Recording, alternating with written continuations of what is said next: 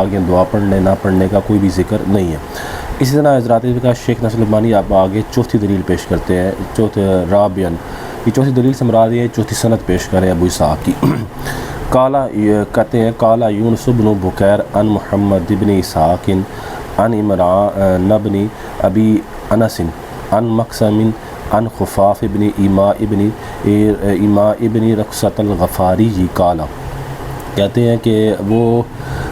جو چوتھی سند ہے اس میں کہتے ہیں یونس بن بکیر کہتے ہیں کہ مجھے محمد بن اسحاق نے حدیث بیان کی، محمد بن اسحاق کہتے ہیں مجھے عمران بن ابی انس نے حدیث بیان کی، اور عمران بن انس کہتے ہیں کہ مجھے مقسم نے حدیث بیان کی، اور مقسم کہتے ہیں مجھے خفاف بن ایما بن رحدہ الغفاری نے حدیث بیان کی، یعنی خفاف یہ صحابی رسول ہیں، انہوں نے حدیث بیان کی۔ کالا وہ خفاف کہتے ہیں کان رسول اللہ صلی اللہ علیہ وسلم اذا جلس فی آخری الصلاۃ یشیر باصبعہ السبابۃ وکان المشرکون یقولون یسحر بہا وکذبوا لکنہ التوحید۔ خفاف بن ایما کہتے ہیں کہ رسول اللہ صلی اللہ علیہ وسلم جب نماز کے آخر میں بیٹھتے تو اپنی سبابہ انگلی کے ساتھ یعنی شہادت کی انگلی سے اشارہ کرتے، اور مشرکین یہ کہا کرتے تھے کہ رسول اللہ اس انگلی کے ساتھ ہم پر جادو کرتے ہیں،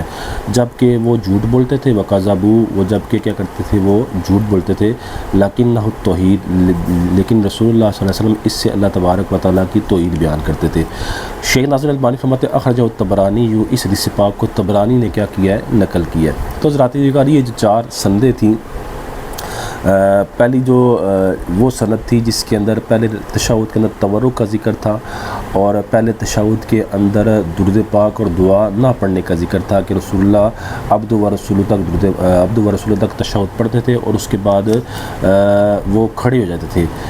اس میں درود پاک اور دعا کا نہ ذکر تھا۔ اب شیخ ناصر الالبانی نے اس حدیث کا جس کو ابو اسحاق نے روایت کیا، اس حدیث کا اضطراب شیخ ناصر الالبانی نے ان چار سندوں سے بیان کیا۔ پہلی سند شیخ ناصر الالبانی نے عبد الاعلیٰ کی ذکر کی اور کہا کہ عبد الاعلیٰ نے ان دو چیزوں کا ذکر نہیں کیا۔ دوسری جو سند ذکر کی اس میں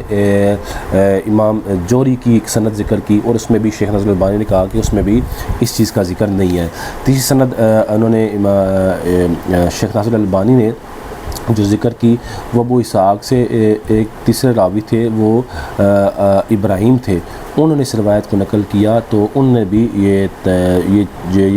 تورک اور پہلے تشہد میں درود پاک اور دعا نہ پڑھنے کا ذکر نہیں کیا۔ اسی طرح حضرات کا چوتھی سند شیخ ناصر الالبانی نے نقل کی، وہ محمد بن اسحاق سے روایت کرنے والے چوتھے راوی یونس بن بکیر تھے، تو انہوں نے بھی کیا کیا، اس روایت کے اندر شیخ ناصر الالبانی نے یہ چاروں روایات ذکر کی اور ذکر کر کے بتایا کہ ان روایات کے اندر جو تورک کا ذکر ہے وہ آخر کے ساتھ ہے، پہلے تشہد کے اندر تورک کا کوئی ذکر نہیں ہے۔ اور شیخ ناصر الالبانی یہاں یہ بھی کہہ رہے ہیں کہ جو اس طرف اشارہ کر رہے ہیں کہ بھئی پہلے تشہد کے اندر ان چاروں روایات میں ان چاروں راویوں نے جب ابو اسحاق سے روایت نقل کی ہے، ان چاروں راویوں نے وہ جو زیادتی یا وہ جو بات تھی محمد بن اسحاق نے نقل کی تھی کہ پہلے تشہد کے اندر رسول اللہ صلی اللہ علیہ وسلم عبد و رسول تک پڑھنے کے بعد کھڑے جیسے کہتے ہیں، ان چاروں نے ذکر نہیں کیا۔ اب شیخ ناصر الالبانی ان چار سندوں کو ذکر کرنے کے بعد آگے وضاحت دیتے ہوئے فرماتے ہیں قلت وہذا اختلاف شدید عن ابن اسحاق اسنادا و متنا، کہتے ہیں شیخ الالبانی کہتے ہیں میں کہتا ہوں کہ یہ ایک شدید اختلاف ہے ابن اسحاق کی طرف سے حضور سند اور متن کے، یعنی سند کے اندر بھی ابن اسحاق نے وہ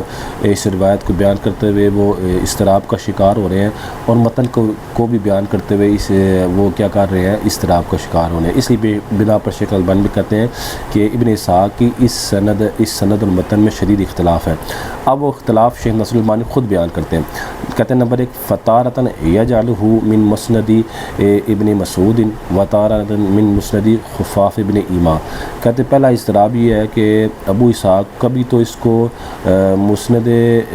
عبداللہ بن مسعود یعنی عبداللہ بن مسعود کے حوالے سے اس روایت کو بیان کر رہے ہیں، اور کبھی خفاف بن ایما کے حوالے سے اس روایت کو بیان کر رہے ہیں، یعنی کبھی وہ ابو اسحاق جو ہے اس روایت کو عبداللہ بن مسعود جو صحابی رسول ہے ان کے حوالے سے یہ روایت بیان کر رہے ہیں، اور کبھی یہ روایت جو صحابی رسول خفاف بن ایما ان کے حوالے سے یہ بیان کر رہے ہیں۔ وَتَارَةً يَذْكُرُ فِيهِ التَّوَرُّكَ فِي التَّشَهُّدِ الْأَوْسَطِ وَتَارَةً لَا يَذْكُرُهُ، اور کہتے ہیں کبھی تو وہ پہلے تشہد کے اندر تورک کا ذکر کر رہے ہیں اور کبھی وہ پہلے تشہد کے اندر تورک کا ذکر نہیں کر رہے۔ نمبر 3 یہ ہے وَتَارَةً يَذْكُرُ فِي النَّهُودَ فَوْرَ فَرَاغِهِ مِنَ التَّشَهُّدِ خِلَافَ رِوَایَتِهِ الْأُخْرَى، کہتے کبھی تو وہ پہلے تشہد میں فوراً فراغت کے بعد کھڑے ہونے کا ذکر کر رہے ہیں، اور جو دیگر روایات ہیں وہ اس کے کیا ہیں، خلاف ہیں۔ یہ ذاتی ذکر یہ شیخ ناصر الالبانی نے یہاں تک کیا کی محمد بن اسحاق کی حدیث کے اندر ان 4 راویوں کے حوالے سے کیا کیا کہ ان 4 راویوں نے یہ بات ذکر نہیں کی۔ تو شیخ ناصر الالبانی کہتے ہیں یہ جو ایک سند کے اندر جو یہ اس چیز کا ذکر آ رہا ہے، ایک سند کی متن کے اندر جو اس چیز کا ذکر آ رہا ہے، تو شیخ ناصر الالبانی فرماتے ہیں کہ یہ ابو اسحاق کا یہ ایک شدید اختلاف ہے، ابو اسحاق کا یہ اضطراب ہے۔ اب شیخ ناصر الالبانی فرماتے ہیں بقول شیخ ناصر الالبانی کہ یہ جو اختلاف کا سبب ہے وہ محمد بن اسحاق ہے۔ وہ کیا کر رہے ہیں، شیخ ناصر الالبانی کے عزیز کہتے ہیں کہ یہ اختلاف ہے، یہ ایک بہت بڑا اختلاف ہے، یہ محمد بن اسحاق کی جانب سے آ رہا ہے۔ اب شیخ ناصر الالبانی فرماتے ہیں وَإِنَّ مِمَّا لَا شَكَّ فِيهِ أَنَّ هَذَا الْاضْطِرَابَ إِنَّمَا هُوَ مِنْ ابن اسحاق نفسه، کہتے ہیں کہ اس بات شیخ ناصر الالبانی کہتے ہیں بے شک اس بات میں کوئی شک نہیں ہے کہ یہ جو اضطراب آ رہا ہے یہ ابو اسحاق ہی کے حوالے سے آ رہا ہے، یہ ذاتی طور پر ابو اسحاق کے حوالے سے آ رہا ہے۔ لَيْسَ مِنْ رَوَاتِ عَنْهُ، نہ کہ ان راویوں کے حوالے سے آ رہا ہے جو ابو اسحاق سے روایت کر رہے ہیں۔ یعنی شیخ ناصر الالبانی فرمانا یہ چاہتے ہیں کہ ابو اسحاق سے یہ 5 کے قریب راوی روایت نقل کر رہے ہیں، اور 5 یعنی ابو اسحاق کے 5 شاگرد ہیں، ان میں سے ایک شاگرد جو ہے وہ ایک سند کے اندر ابو اسحاق کے حوالے سے پہلے تشہد کے اندر تورک اور پہلے تشہد کے اندر درود پاک اور دعا نہ پڑھنے کا ذکر کر رہا ہے، جبکہ جو 4 شاگرد ابو اسحاق کے اور ہیں وہ ان چیزوں کا ذکر نہیں کر رہے۔ تو کہتا ہے شیخ البانی کہتے ہیں کہ میں اس بات میں مجھے کوئی شک نہیں ہے کہ یہ جو اضطراب ہے یہ ابو اسحاق ہی اس کے حوالے سے آ رہا ہے، یہ ابو اسحاق ہی سے ہو رہا ہے، یعنی یہ جو متن کے اندر یہ جو اضطراب آ رہا ہے یہ ابو اسحاق ہی کی وجہ سے آ رہا ہے، نہ کہ ابو اسحاق سے جو راوی روایت کر رہے ہیں ان کی وجہ سے آ رہا ہے۔ اِنَّهُمْ ثِقَاتٌ جَمِيعًا وَبِخَاصَّةٍ، کیونکہ یہ سارے کے سارے کیا ثقہ ہیں، وَبِخَاصَّةٍ مِّنْهُمْ ابراہیم بن سعد الزہری والد یعقوب فَإِنَّهُ ثِقَةٌ حُجَّةٌ، کہتے خاص کر جو یہ تمام کے تمام راوی ثقہ ہیں، خاص کر ابراہیم بن سعد زہری جو ہیں جو یعقوب کے والد ہیں، کہتے ہیں یہ ثقہ بھی ہیں، حجت بھی ہیں، کما فی التقریب جیسے کہ تقریب میں ہے۔ وقد رواہ عنہ مرتن عن ابن مسعود و اخرى عن خفاف، اور تحقیق اس روایت کو ابو اسحاق کبھی تو عبداللہ بن مسعود کے حوالے سے بیان کر رہے ہیں، اور دوسری دفعہ اس روایت کو خفاف کے حوالے سے روایت بیان کریں، کما تقدمہ جیسے کہ پہلے گزر چکا ہے۔ تو حضرات یہ شیخ ناصر الالبانی کی وضاحت ہے۔ اب شیخ ناصر الالبانی اس بات پر آگے تائید پیش کر رہے ہیں کہ میں جو یہ کہہ رہا ہوں کہ جو اضطراب ہے یہ محمد بن اسحاق کی وجہ سے ہے، اس پر اب شیخ ناصر الالبانی آگے امام ذہبی کے حوالے سے ایک تائید پیش کر رہے ہیں۔ اب آپ فرماتے ہیں شیخ ناصر الالبانی کہتے ہیں وَهَذَا مِمَّا يُؤَيِّدُ مَا خَاتَمَ الذَّهَبِيُّ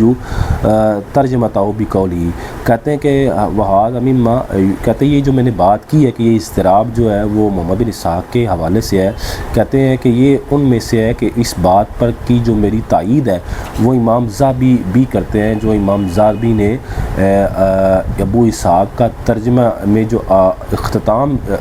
حتمی جو بات کی ہے اور آخری جو بات کی ہے وہ امام ذہبی نے اپنی جو حتمی اور آخری بات ابو اسحاق کے بارے میں کی ہے وہ بھی میری اس بات کی کیا کرتی ہے، تائید کرتی ہے کہ اضطراب کس کی وجہ سے ہے،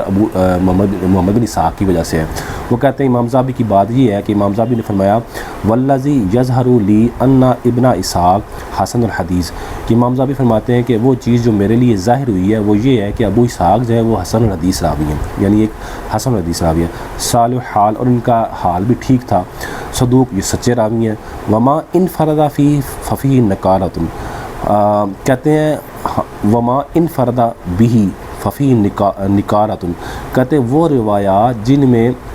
ابو اسحاق روایت کرنے والے اکیلے ہوں تو ان میں کمزوری پائی جاتی ہے، فَإِنَّ فِي حِفْظِ شَيْءٍ، کیونکہ ان کے حافظے میں تھوڑی سی خرابی تھی، وقد احتج بھی آئمۃ، تحقیق آئمہ نے کیا کیا، ان سے استدلال کیا ہے۔ خلاصہ یہ ہے کہ شیخ ناصر الالبانی یہ کہنا چاہتے ہیں کہ یہ جو میں نے پیچھے بات کی ہے وہ بات یہ ہے کہ بھئی یہ جو اضطراب کا سبب ہے، وہ اضطراب کا سبب یعنی اس روایت کے اندر، جس روایت کو شیخ ناصر الالبانی ضعیف قرار دے رہے ہیں، اور وہ روایت وہ ہے جس میں پہلے تشہد کے اندر تورک کا ذکر ہے اور پہلے تشہد کے اندر درود پاک اور دعا نہ پڑھنے کا ذکر ہے۔ شیخ ناصر الالبانی کہتے ہیں کہ اس روایت کے اندر جو اضطراب ہے وہ محمد بن اسحاق کی وجہ سے ہے۔ اب شیخ ناصر الالبانی نے اس پر 4 دلیلیں پیش کی۔ 4 دلیلیں پیش کرنے کے بعد شیخ ناصر الالبانی نے ایک دعویٰ کیا کہ پہلے 4 دلیل پیش کی کہ یہ روایت کیا ضعیف ہے، اس کے اندر یہ تورک اور تشہد کے بعد درود پاک اور دعا نہ پڑھنے کا ذکر جو ہے یہ کیا ہے، یہ منکر ہے بقول شیخ ناصر الالبانی۔ اس پر پھر انہوں نے 4 دلیلیں پیش کی۔ 4 دلیلیں پیش کرنے کے بعد شیخ ناصر الالبانی نے کہا کہ اس میں جو اضطراب کا سبب ہے وہ محمد بن اسحاق خود یہ راوی ہیں جو اس حدیث میں اضطراب کا سبب ہے۔ اس پر جو تائید پیش کریں وہ امام ذہبی کی یہ عبارت پیش کریں کہ امام ذہبی یہ کہتے ہیں کہ محمد بن اسحاق اگرچہ حسن حدیث راوی ہیں، لیکن جب وہ اکیلے حدیث بیان کریں، اکیلے ہوں، ان کی کوئی تائید نہ کر رہا ہو، نہ ان کی کوئی مطابقت نہ کر رہا ہو، اس وقت جو ہے محمد بن اسحاق ان کی روایت کے اندر کمزوری پائی جاتی ہے، ان کے اندر ان کی روایت میں کیا ہوتی ہے، کمزوری پائی جاتی ہے۔ اب شیخ ناصر الالبانی امام ذہبی کی اس عبارت کی وضاحت دیتے ہوئے لکھتے ہیں وَقَوْلُهُ وَمَا انْفَرَدَ بِهِ إِلَىٰ آخِرِهِ إِنَّمَا يَعْنِي مُخَالِفًا فِي غَيْرُهُ ممن ہوا اوثق منہ او اکثر عددا۔ شیخ ناصر الالبانی فرماتے ہیں کہ یہ جو امام ذہبی کی عبارت ہے وما انفرد بھی ففی نکارۃ،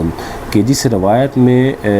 ابو اسحاق اکیلے ہوں اس کے اندر کمزوری پائی جاتی ہے، کہتے ہیں اسی روایت کا مطلب ان کی اس عبارت کا مطلب یہ ہے، یعنی مخالفاً فی غیر، جب ابو اسحاق اپنے غیر راوی کی کیا کر رہا ہو، مخالفت کر رہا ہو، یعنی ایسی وہ اکیلی روایت بیان کریں، یعنی ایسی وہ روایت بیان کریں جس میں وہ اکیلے تو ہوں، اکیلے ہونے کے ساتھ ساتھ وہ غیر جو راوی ہے اس کی وہ مخالفت بھی کر رہے ہوں، اور وہ جو غیر راوی ہے وہ ان سے زیادہ ثقہ ہو، یا وہ جو غیر راوی ہیں وہ تعداد میں ان سے زیادہ ہوں، تو کہتے ہیں اس وقت کیا ہوتا ہے، ابو اسحاق کی روایت کے اندر کمزوری پائی جاتی ہے۔